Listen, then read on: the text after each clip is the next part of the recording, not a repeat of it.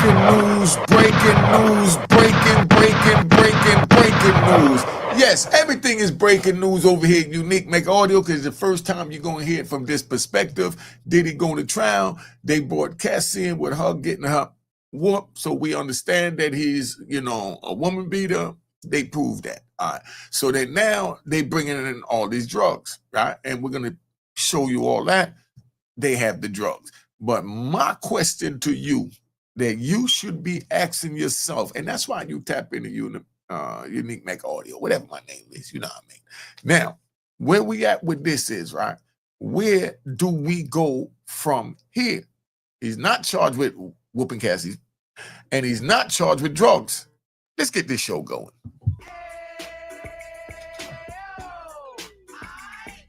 We're going to figure it out. Hit that like button. Hit that like button. We're going to figure it out.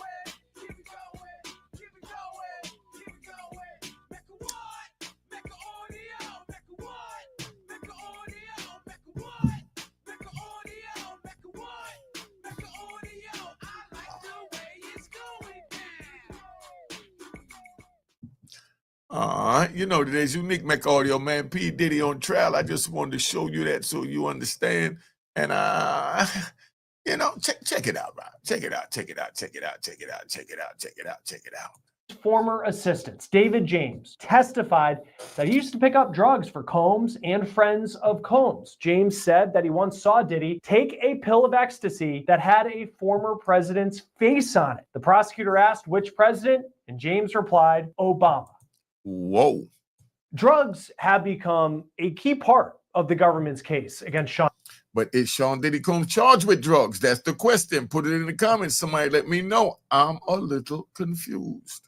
Diddy Combs. This week, we received dozens of images of the evidence that federal agents took from Diddy's Miami mansion during a raid in March of 2024. Here's a picture of some of the evidence laying on top of a Gucci designer bag. We do have to blur a lot of these pictures because of the rules of YouTube and drug use. So I'll describe for you what you're looking at here. A Ziploc bag with several different kinds of pills. Some of them are pink, some of them are white, some of them are blue, and then there's also a rolled up $100 bill. And another Hey, yo, so don't that sound like the Matrix? Like, what type of actual Matrix do you want to go down? Do you want the blue pill? Or do you want the pink pill? How would you like to feel? And put in the comments, how do you think the blue pill will make you feel? Right now, how do you think the blue pill will? How do you think the pink will? How would you like it to make you feel? All right. Plastic bag, we saw more pills. These are two separate kinds. Some are white, some are yellow. Then you have the orange and pink pills that you see here. That is MDMA, according to the Homeland Security Special. What does MDMA do? Somebody put it in the comments for me, please. Agent who testified this week about what they found in Miami. Now, not only did David James say Diddy had a pill of ecstasy shaped like President Obama, he allegedly did a lot of drugs. James said that Combs would take Percocets every day, and then he would also at night continue to take drugs, often switching to X and MDMA. Then, see right there, right? That's where me, if I was a defense lawyer, I learned this in psychology, right? Stop putting my morals and principles on other people so I could only speak for me, myself, and I. Now, me, myself, I hear this. I hear man saying he picked up drugs for Diddy. He had the pink pill, the blue pill. He had the MDMA. He had all this stuff going on. But Diddy's not charged with that. So why is this going on? Pause. They're going to explain that. That's what they do. They're the professionals. I got caught. I lost. I couldn't keep up. So they're the professionals. We got that. But me, from a criminal point of view, and knowing that it's a yin and a yang with everything, including in law, that's why Lady Justice is blindfolded, right? So pay attention to me here. So now you got Lady Justice over here, and they got this blue pill, they got this pink pill. He's not charged with none of that. But what about this witness? Was he facing a drug charge, being that he did all of this possessing of this drug? Is it a deal on the table to eliminate the drug charge and the possible jail time if this defendant testifies in the manner that we need him to or don't need him to? Because right now, who's he working for but the person that holds his freedom in their hands? Now, he done picked up all these drugs. He's not charged. Hold on, they doing a lot of drug dealing and none of them doing no time or even getting charged for it. When I did 26 years out of my life. So I think that that's a legitimate question to ask, is why Diddy's not charged with drugs, and why is this witness that picked up the drugs and expressing how he was ordered by Diddy to distribute the drugs. Well, to pass out, to disperse the drugs. You can't say distribute, because all they could charge Diddy with, if they chose to charge him, would be possession of drugs, because he was going to self-consume it. It'll be distribution if he was selling it back. Billionaire, we know he ain't selling it back. So that's where we at. So do you think that this witness is what I want to know? Do you think that this witness right here has been charged or been threatened with being charged with this drug dealing and drug handling and drug possession, not distribution, possession, if he didn't testify in the manner that he's testifying in? Tell me I'm not a good lawyer. Tell me I ain't got this down packed. Let's go back. We just creating content, having fun. Nobody take it personal. It's just like, hold on, let's ride. Just like the Papoose joint that I did yesterday, right? All I was doing was trying to reach out to a man, to a brother that I know stand behind Black love and that has knowledge of self, to let him know that he had another G-O-D here that can talk to him and understand where he's coming from. That video wasn't meant to disrespect Papoose. I just gave it gangster, how we look at it from the street. And I'm going to show you how real and how gangster this channel is. If Papoose himself or Remy Ma have an issue with the video that I did on them, I myself will remove it and self-apologize, because this was just to reach out to two of our younger people to let them know that they need to slow down. Pap, you know that Remy's angry. She has her reasons for being angry. You might not see those reasons because you're not seeing things empathetically from how she's feeling and interpreted your actions. We all go through that in life, but we don't go on social media and air it out, because then not only is there no recollection to bring it back, but now your business is out there forever that y'all went through these things, and these things happened under your roofs and with your children. The world know this now, and this is what I'm trying to get y'all to put a pause and stop and know that this social media, internet world is forever and a day. Because even when you die, that information is still out there. And please, my young brother and sister, let's stop it. Let's get back to the Diddy vibe. I just had to say that because a few people in the comments, oh, you're not against it. No, I'm not against. Listen, I'm against the way I felt he handled the situation, because no disrespect to Remy Ma, but if that was my woman, and from the things that Papoose shared, if they're true, because Remy has her side, if they're true, I just express how I would have handled it. I would have threw that chick out. Get out my house. You know what I mean? And no disrespect, Remy, I would have let you know, if you got an issue, you can get out with him. You know you can stay. This is our house. But if you got an issue with me making this move as a man, you can get your ass out of here too.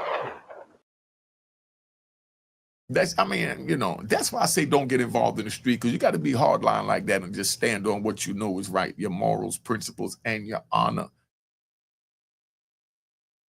Because Pap accused her of some real serious things, man, that I don't want to get into. But, you know, like I said, if they felt anything was offensive in that video, I'll take it down. That ain't what we do over here, Unique Mecca Audio. All you got to do is say, yo, I ain't like that. And you know what I mean? We talk about it. If you want it down, it's down. That's how real this is, because a lot of young people going through what y'all are going through. So I just use your situation as a, you know, teaching point. And that's it. It's not for a disrespectful point. And if you feel that way, I'll say it again. I'll take it down. All right. There's the small alleged container of cocaine that the government found with a rolled up dollar bill next to it. The cocaine with a label that says DBL wash. The drug. Whoa. You trying to say DBL wash? BBL. You think they got to do something with body parts? What was it? What was it? Giving them tits and ass in there too? Come on. Are important to talk about because Cassie Ventura testified that she would do certain drugs with Combs during those so-called freak-offs, the hour-long sex parties that involved escorts and drugs. Obama wasn't the only presidential name brought up in this trial.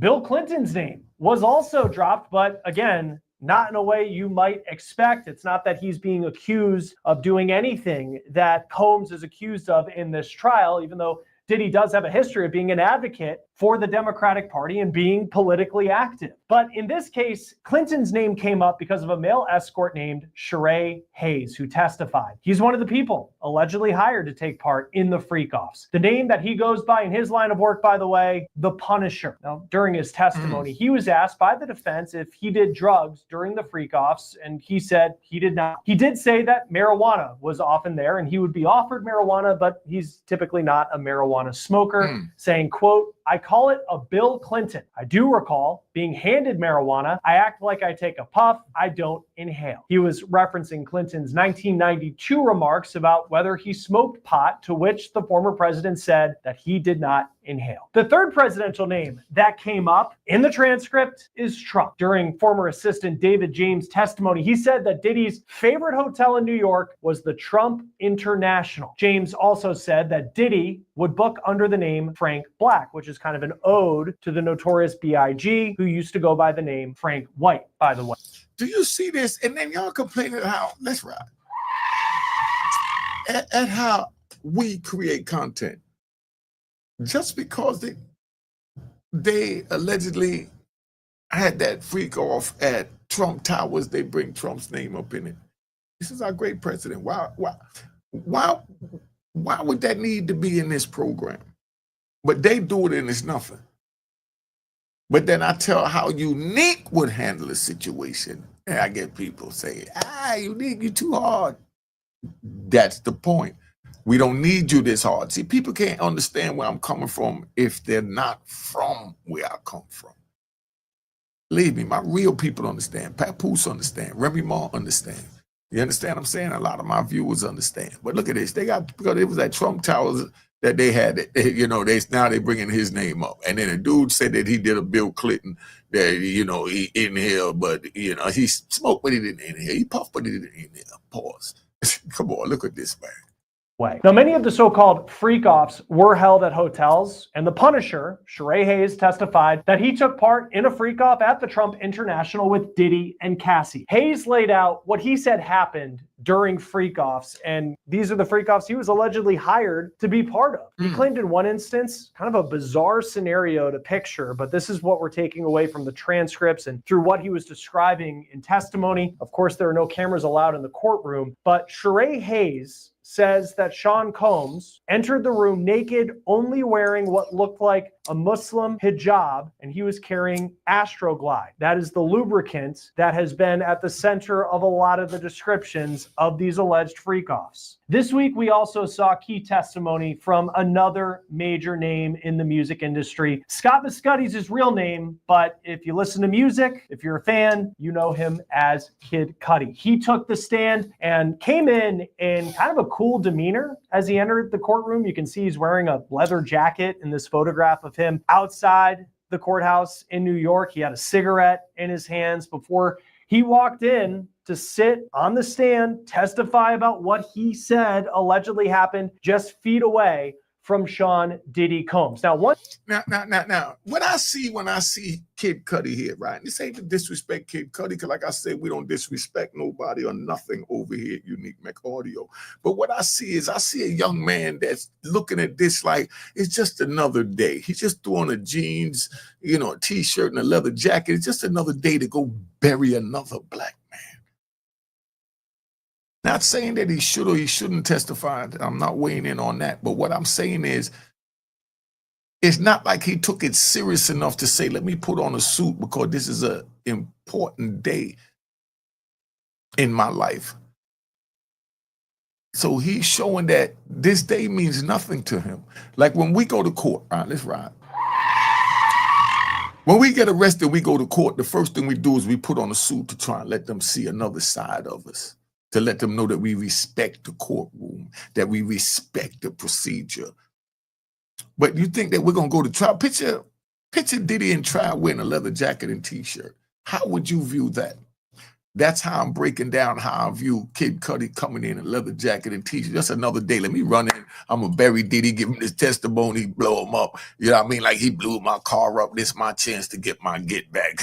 And he's sitting there looking like, yeah, which one of these stories I'm going to tell him and how am I going to embellish it to make it even more believable so that he could never come home and then I could possibly get back with Cassie. Because right now she's vulnerable. Because it's a question mark. The question mark is her husband remaining with her after hearing that she's been urinated on, allegedly asked to be urinated on, had sores in the mouth and everything else that her husband is hearing. I want all of y'all out there listening, if this was your partner, to you male and females listening, if you heard that for the first time in court about your partner, how would you feel and how would you react to that? Let's be honest. I think that's a deep question because her husband have to now go home and look at it when he hold it, thinking if he's touching, ooh, like he's touching pee or something. You understand? When he goes to kiss her, he see her go to kiss the baby, she's thinking all kinds of crazy thoughts. Why would he stay with her? Why should he stay with her? And why is he staying with her? See, I'm not picking sides. I'm just giving y'all two sides of it to look at it. Why is he or why would he stay with her? Because bottom line, can it be 20 million reasons from the last lawsuit plus a little 10 million right before she went on 30 million? Does that sound like, for y'all listening now, I'm asking y'all this, for y'all listening now, how would you be able to walk away from the 30 million because your woman got a little pee on her? I mean, you know, basically that's how you have to justify to your mind that it's just a little pee to be able to get around it. I was just a little cold sore. You know, it went away. It never came back. You know, it's all right. 30 million, I can deal with it. Now let's say she didn't have a dime or a pot to piss in or a window to throw it out of. Would he feel the same? That's my question. If she was dead broke and he sat there and heard this testimony, y'all listening, that's another part of the question to you. If your lover, your husband was dead broke and you walked in the courtroom and you heard this type of behavior was coming from your lover, how would you respond? This is so deep and serious. Because I'm tapping into your mind now, because these are the things that I think. I'm sitting here looking at the dude, and you know how when, you know, somebody come over the house and kiss your baby, and, you know, you look up and you see them look like they're going to kiss your baby on the mouth, and you're like, whoa, I don't know where your mouth been. These are the thoughts that will come in my mind if I'm hearing these things about my wife, my woman. And now I want you to put in the comments what would come in your mind. You remember, right? Let's ride. I relax with the wheels. Because just like, you know, this came to my mind about Love and Hip Hop, right? I think it was Kurt Frost was there with his mother-in-law, and his mother-in-law went to kiss his baby with Rashid on the mouth, and Kurt said, stop, I don't know where your mouth been. But now Cassie's husband knows where her mouth has been. If you knew your lover's mouth was where her mouth was and you found out for the first time in the courtroom, how would you really feel about that? I just want to just bring these thoughts to your mind to let you know that this is how serious this is. So there's no joking, man, about this. If Diddy did any one of these things, he should be punished to the fullest extent of the law.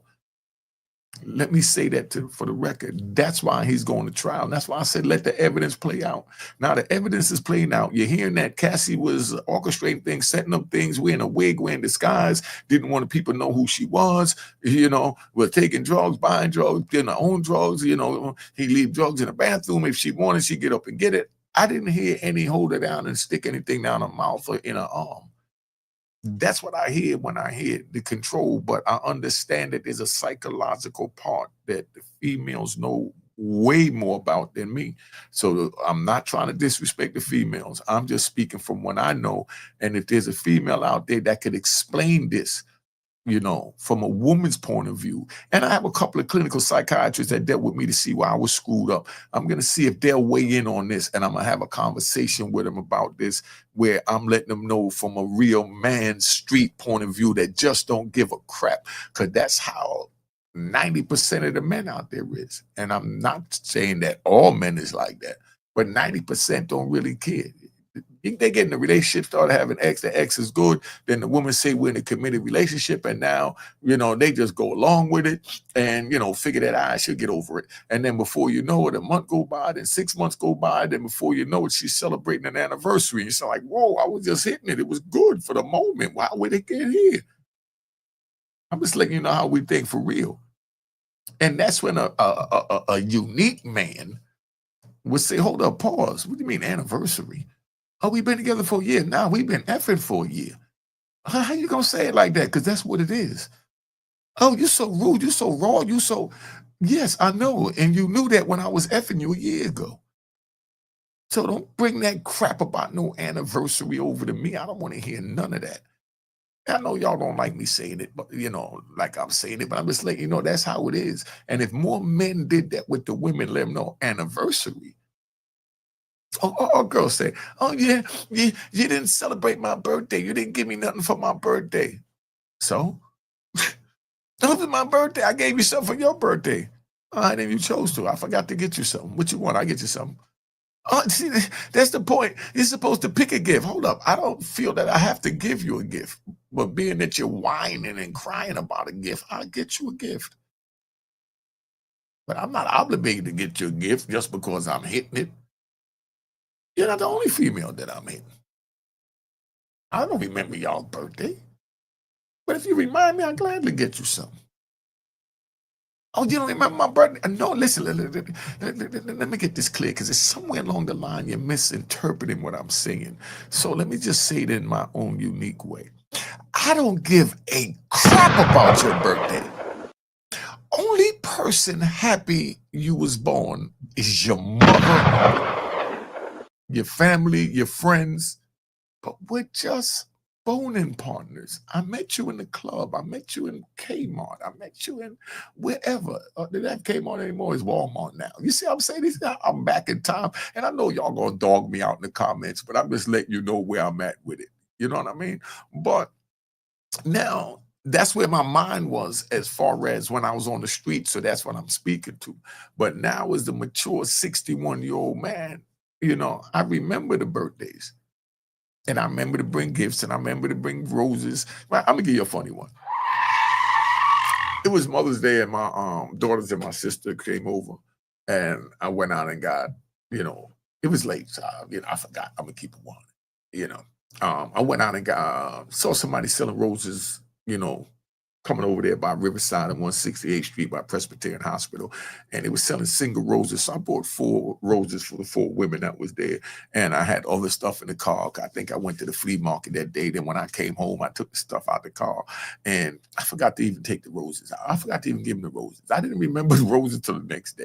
You know what I mean? So the next day I bring the roses in and, clip the little ends, and I'll put them in a thing, and I'll put up on the counter. And can you believe, right? And this is a true story. Can you believe that I'm gonna keep it 100. I'm so cold that none of that means nothing to me. I'm just being 100. That I didn't even tell them up to this day. And we at the 28th, that, hey, I bought you the 4 roses, but I left them in the car. Because I felt that being that I missed the moment, you know what I mean? None of that meant nothing after that. I know that's cold. And the roses is still up there. Believe it or not, those roses living longer than any other rose I ever brought in. Because I always bring roses in. I love roses. I love the smell of roses in the house. Call me whatever. But that's where we at. Let's get back to Kid Cudi, man. Once on the stand, Kid Cudi talked about Combs allegedly breaking into his house in 2011 when Combs allegedly found out that Kid Cudi was dating Cassie. Then, in January 2012. And this Yo, Cassie got them going crazy, right? You think Cassie got them going crazy? is a key moment, perhaps, in this entire trial. Kid Cudi says that his Porsche was lit on fire. And man, come on, Kid Cudi. First thing I see is a dude from the street. Let's say he bring me a joint. I say, yo, Unique, look how you burnt my car up. You know what I mean?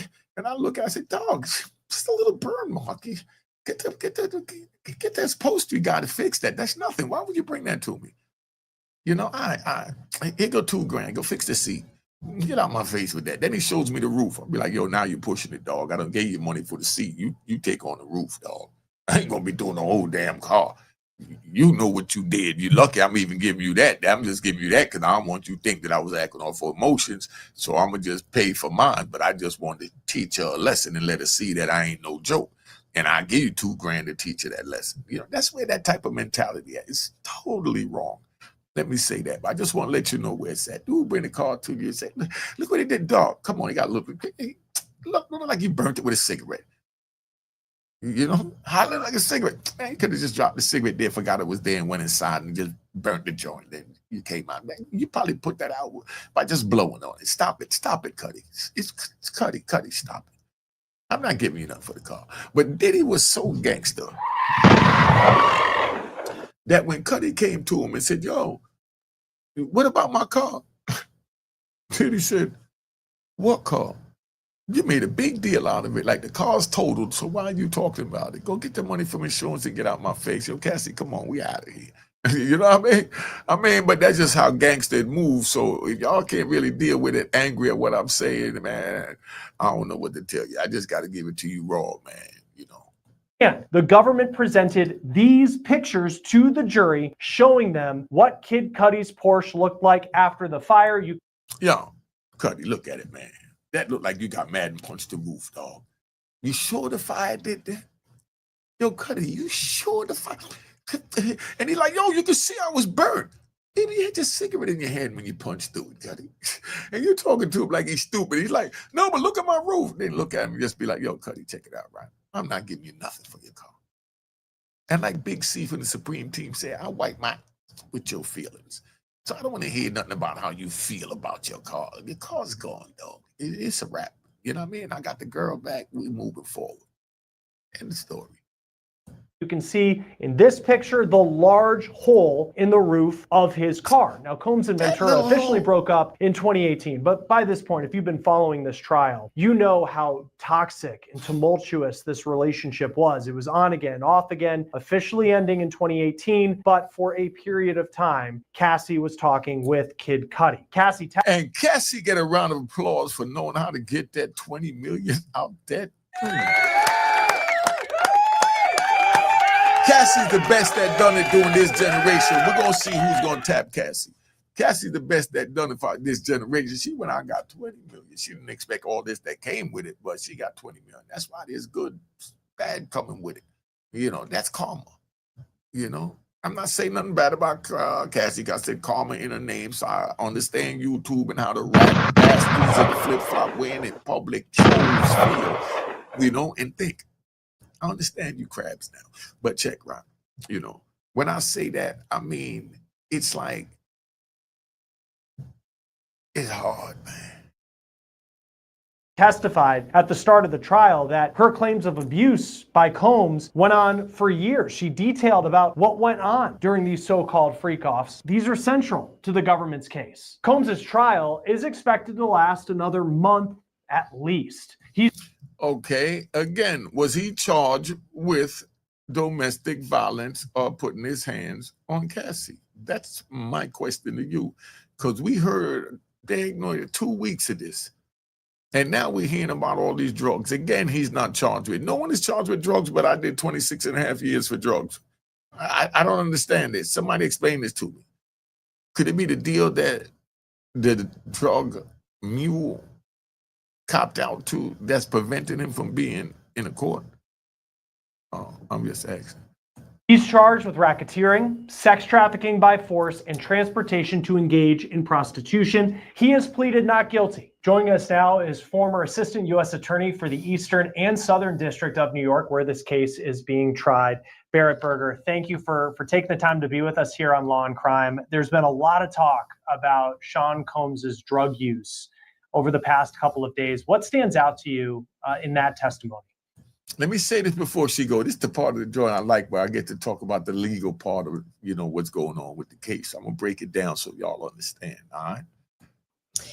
Yeah, I mean, I think this is actually turned into a pretty central part of the prosecution's case. So the allegations that make the drug use particularly relevant are that this is one way that Combs exerted control over both Cassie Ventura and potentially other victims as well. We haven't heard from them yet. But part of the way that he was able to make Cassie compliant during these freak-offs, we learned this from her testimony. Compliant? When they showed the freak tape, they had testimony that she was a willing participant, and now you're saying that a willing participant was compliant? I think they was compliant because they was a participant. If I'm wrong, put in the comments. I'm just keeping it raw.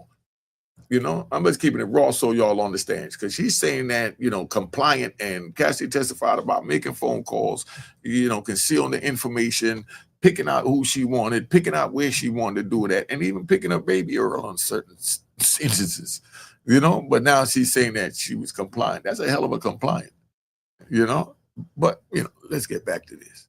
Is through the use of drugs. So Cassie testified that for many of the freak-offs, she was high. She was given a number of different narcotics. She was given and had a choice to take or not take as an adult, and I'm not defending her. I'm just letting you know how we look at it from the street point of view, cut and dry. Man offer you drugs, you say no. You don't take it and they say you got me addicted. No, you took it. You chose to take it. What happens after that? And other witnesses that came in and testified about seeing her, laying on a bed, appearing to be under the influence of some sort of drugs. So this was what we're seeing now is a pattern of Combs being able to, in some instances, control her through many different ways. But one of the central ways that we've heard testimony about is through these drugs. Can you believe this? Did you hear what she just said? And we heard and read the same transcripts and testimony that she heard, as far as Cassie saying that she went and got the drugs on her own as well. She never, man, I'm not gonna get in it, but this is just funny. How do you feel the government's been able to say that Cassie was more forced to take these drugs, as opposed to she lived as a someone who is in kind of the spotlight? You live that mentality where there's drugs that's always around, showing that she was actually forced to take it as opposed to something that she just did willingly. Thank you. Yeah, and this is what the defense has really made as the centerpiece of their defense, that none of this was forced or coerced behavior. This was all, activity that she did voluntarily, that she wanted access to this lifestyle. She wanted access to his power, to the fame. And so she did these things voluntarily. I think what the prosecutors have to show is that there was not only this huge power dynamic between the two of them, right? He is this, multi-million-dollar music magnate, and she is an aspiring singer who really wants to be in that orbit. There's an age dynamic. She was very young when they first started dating. But see, now they're grasping for straws. Stick with the drugs, the abuse. But now you're going to age when all Diddy's lawyer have to do is show other older men that was with young women the age Cassie was with him, and the man was way older than Diddy, but no one speaks about that. I'm not gonna get into it with the name calling, but that's all I'm saying. That's how I would handle that, because I'm just telling you how I would defend it from a street point of view.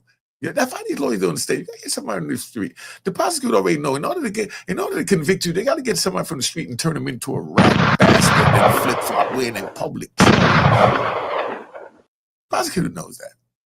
I don't understand why these defense attorneys don't understand it. You got to get somebody from the street to be able to understand and can, looking for the right word, counteract what the rat bastards are saying that speak that language. All right. also this, elements of violence and control. So I don't think that they have to show that every time she took drugs, it was involuntary. Okay, give me one time that she herself even testified to the drugs being forced on her. Was she? I don't know. It's a question. Somebody give me it in a comment if, you know, that's what happened. Hold up, man. Hold up. Make sure y'all subscribe to my daughter's YouTube channel, man. Let's get that going. As long as they can show that, you know, there were certain instances where she didn't want to, or that Combs was particularly insistent on this, or that this was something that he was really pushing. So they do have to connect this to this pattern of coercion and control, but they don't have to necessarily say that every time she took drugs, you know, it was totally against her will. But you got at least show one time it was against her will. Had she testified that he forced her to take drugs at least one time against her will? Can anybody tell me in the comments if he told her that? Because that's what have to be there. I didn't hear that part of it. That's how I would go if I was a defense attorney. Y'all tell me, ladies and gentlemen of jury, did you hear it any time that she said that my client forced drugs upon her or she took it unwillingly? We understand that he made it accessible to her, but he did it to all his friends. And yes, I said friends. And I know he's a terrible friend for even offering them the drugs. Let's get that straight, ladies and gentlemen of the jury. But bottom line, what I'm getting at is this young lady chose to use drugs, chose to freak off, helped organize supervisors, set up the freak offs. And now she's sitting there on the stand, because if not, she'll be sitting next to my client. And, you know, he of course, a larger than life figure, has endless amounts of money. So in some ways I could see someone saying it's not a surprise that he had just so many drugs in his home, as well as, you know, some of the... He's a billionaire. He's going to have a lot of everything. And I'm not defending him. I'm just showing you how everybody's, this is crazy. Like, they're forgetting the fact this is a billionaire. They say he got a bunch of baby oil. They said it was, like saying, all this was in it, that nothing came out that was in it. But it was the big thing about the baby oil and the drugs put together, and it made everybody's perception go one way, and now they're trying to figure it out. And then when they actually hearing these testimonies, they say, hold up, we know and we seen and we felt Cassie's pain when he kicked her. But still, what does this have to do with the RICO? He's a violent man. He's a cruel man. He should be punished for the domestic violence for putting his hands on that woman. Come on, dog. The other, you know, baby oil's been talked about at length in this case. But were you surprised by just how much it was talked about that apparently he was regularly using substances, that he himself was someone who partook in these drugs a lot, according to people who were around him? Yeah, he was a dope fiend too. Basically, that's what he's saying. Yeah, I mean, I think it's surprising for many of us to hear about how pervasive that was, and how much of a factor in their lifestyle this was. But, you know, one thing that's interesting to me is it really goes to this idea of what kind of a network he had around him. He was certainly not able to get all these drugs on his own. He had assistants and guards and people that worked with him that were able to help him procure drugs on a regular basis. This is going to help the prosecutors go to one of, I think, the biggest hurdles that they're going to have to prove here, is the idea that this was an enterprise.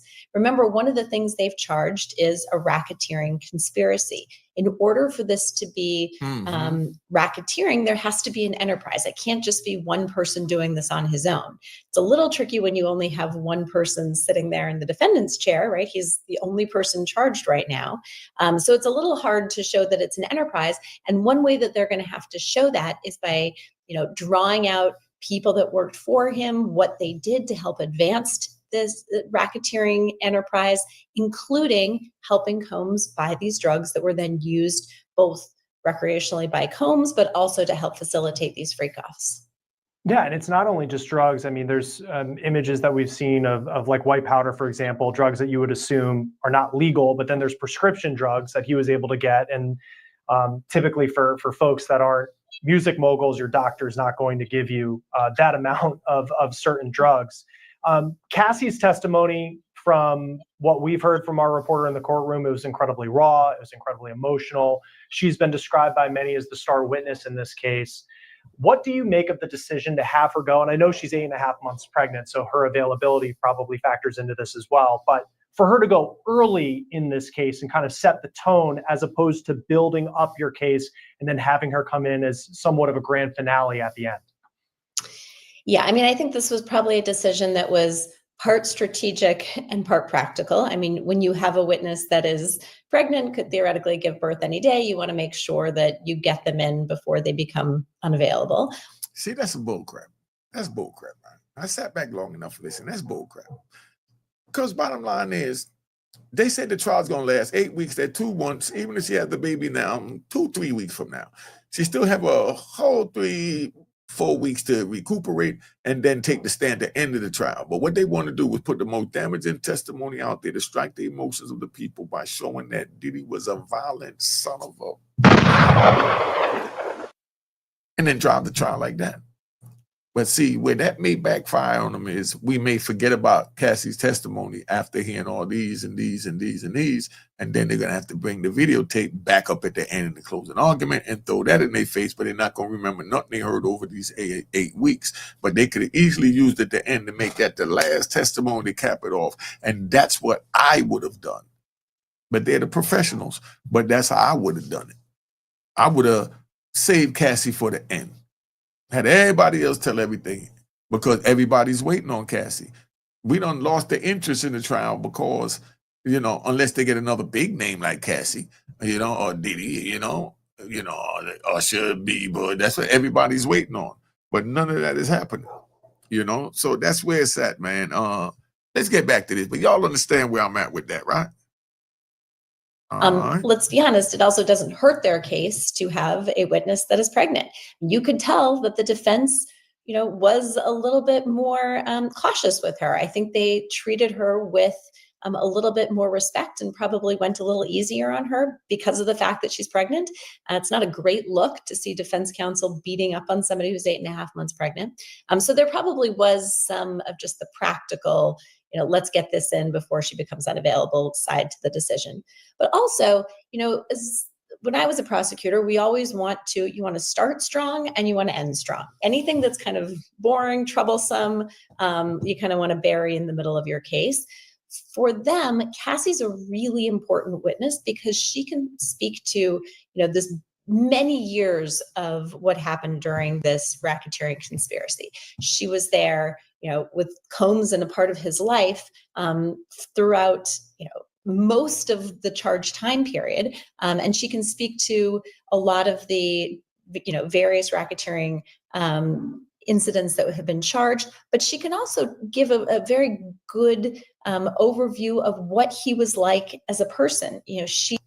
And that's why I would have used it for the end. I got to run, just got an important phone call. So make sure you subscribe to my daughter's YouTube channel. Thank you for tuning in. This video was not to disrespect anyone, just giving a street perspective. Cheers, cheers, the crime, the crime, the crime, the crime, the crime.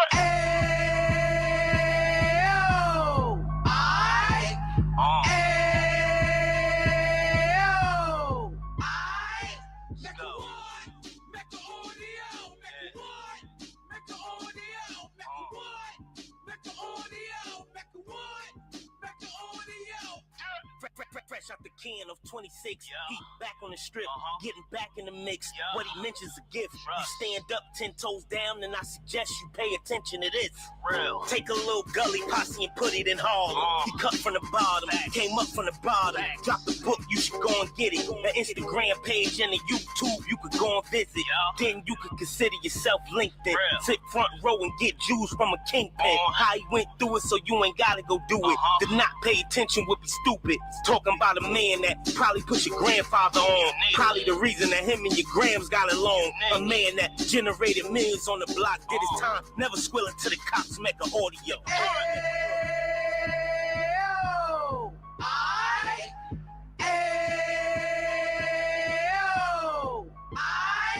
Make a what? Make a audio. Make a what? Make a audio. Make a what? Make a audio. Make a what? Make a audio. And we gon' do it like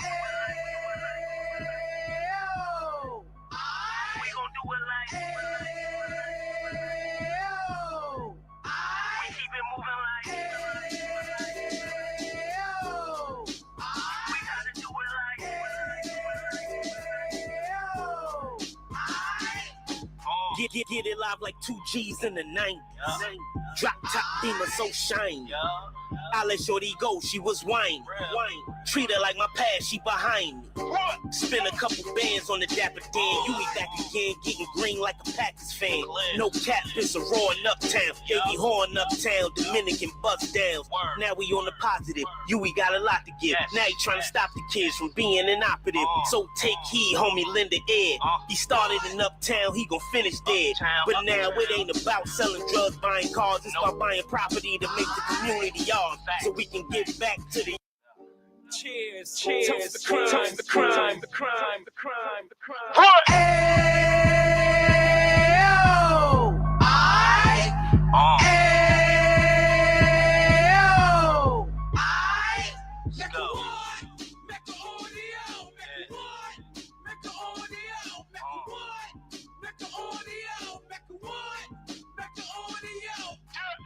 Fresh out the can of 26, he back on the strip, getting back in the mix. What he mentions a gift. You stand up 10 toes down, and I suggest you pay attention to this. Take a little gully posse and put it in Harlem. He cut from the bottom, came up from the bottom. Drop the book, you should go and get it. The Instagram page and the YouTube, you could go and visit. Then you could consider yourself LinkedIn. Take front row and get Jews from a kingpin. How he went through it, so you ain't gotta go do it. To not pay attention would be stupid. Talking about a man that probably put your grandfather on. Probably the reason that him and your grams got along. A man that generated millions on the block, did his time, never squilling to the cops, make an audio.